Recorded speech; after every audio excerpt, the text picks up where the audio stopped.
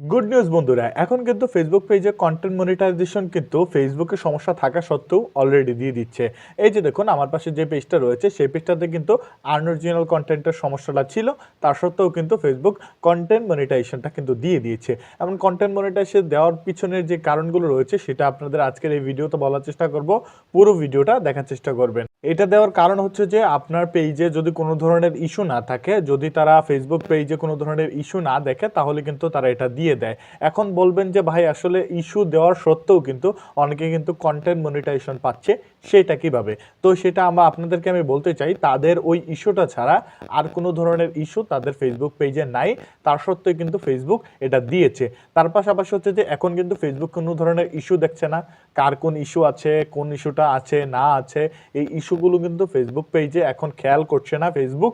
তার কারণে হচ্ছে যে আপনার ফেসবুক পেজে যদি আপনারা লং ভিডিও, শর্ট ভিডিও, তারপর ট্যাক্স এবং ছবি যদি সুন্দরভাবে আপলোড করতে পারেন, তাই কিন্তু এখান থেকে ফেসবুক পেজে কন্টেন্ট মনিটাইজেশনটা পেয়ে যাচ্ছে। তো তারা আগে কি ভুল করেছে অথবা পেজে কোন সমস্যা রয়েছে তার কারণে কিন্তু ফেসবুক এটা দিচ্ছে না। তার কারণ হচ্ছে যে যারাই ফেসবুকে ভালো পারফর্ম করছে, যারাই ফেসবুকে ভালো কাজ করছে, যারাই ফেসবুক পেজে ভালো ভালো ভিডিও দিচ্ছে, ইলিজিবল কন্টেন্ট দিচ্ছে, এইচডি কোয়ালিটির ভিডিও দিচ্ছে, ট্রেন্ডিং টপিকে ভিডিও করছে, তাদেরকেই কিন্তু কন্টেন্ট মনিটাইজেশনের আওতায় কিন্তু ফেসবুক নিয়ে আসছে। এখন কার পেজে কি সমস্যা, কার পেজে কমিউনিটি স্ট্যান্ডার্ড গাইডলাইন আছে, কার পেজে মনিটাইজেশন পলিসি ভায়োলেশন আছে, এটা কিন্তু ফেসবুক দেখছে না।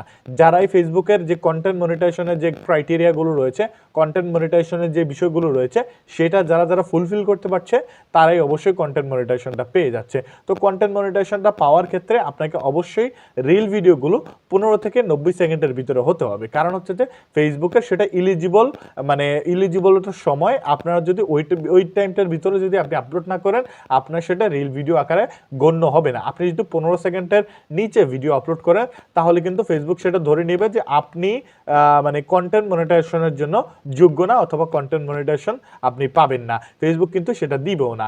2 নাম্বার যে ব্যাপারটা রয়েছে যে লং ভিডিওগুলো মিনিমাম 3 মিনিটের উপরে হতে হবে, এবং 3 মিনিটের উপরে যদি না হয় আপনার ফেসবুক পেজে কিন্তু তারা কন্টেন্ট মনিটাইজেশনটা দিবে না। তো তার ক্ষেত্রে আপনাকে চেষ্টা করতে হবে, আমি যেটা বললাম, রিল ভিডিওগুলো 15 থেকে 90 সেকেন্ডের ভিতরে হবে এবং লং ভিডিওগুলো 3 মিনিটের উপরে হবে, 3 মিনিটের নিচে নয়। 3 মিনিটের নিচে হলে সেটা লং ভিডিও আকারে গণ্য হবে না।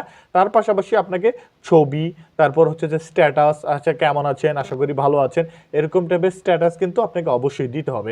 কারণ হচ্ছে যে ফেসবুকের যদি এই সকল ক্রাইটেরিয়াগুলো আপনি যদি পূর্ণ করতে পারেন তাহলে কিন্তু কন্টেন্ট মনিটাইজেশনের যোগ্য হবেন। আপনি যদি প্রতিদিন ডেইলি করে একটা করে ছবি আপলোড দেন, আপনি ডেইলি না দিলে 2-1 দিন পর পর একটা করে ছবি আপলোড দেন, কিন্তু লং ভিডিও আপনি সময় স্বল্পতার কারণে করতে পারছেন না, যে ভাই আমি সময় স্বল্পতার কারণে করতে পারছি না, আপনি 2-1 দিন পর পর একটা আপলোড দেন, মিনিমাম 2 দিন পর পর একটা আপলোড দেন। আপনার যদি এই 2 দিন পর পর আপলোড করেন তাহলে কিন্তু আপনার এই যে ক্রাইটেরিয়াগুলো রয়েছে সেগুলো কিন্তু ফুলফিল হয়ে যায়। ফুলফিল হলে হয় কি, আপনার ফেসবুক পেজে সকল যেই কন্টেন্ট মনিটাইজেশন পাওয়ার ক্ষেত্রে যে সকল ক্রাইটেরিয়াগুলো রয়েছে সেইগুলো কিন্তু পূরণ হয়ে যায়। চেষ্টা করবেন এইগুলো মেনটেন করতে পারলে আমি আশা করি 2025 সালে আপনি অবশ্যই ফেসবুক পেজে কন্টেন্ট মনিটাইজেশনটা পেয়ে যাবে। ধন্যবাদ আমাদের ভিডিওটা পুরোটা দেখার জন্য। আমাদের ভিডিওটা যদি ভালো লেগে থাকে একটা করে লাইক করে পরবর্তী ভিডিও আসার জন্য অপেক্ষা করবেন।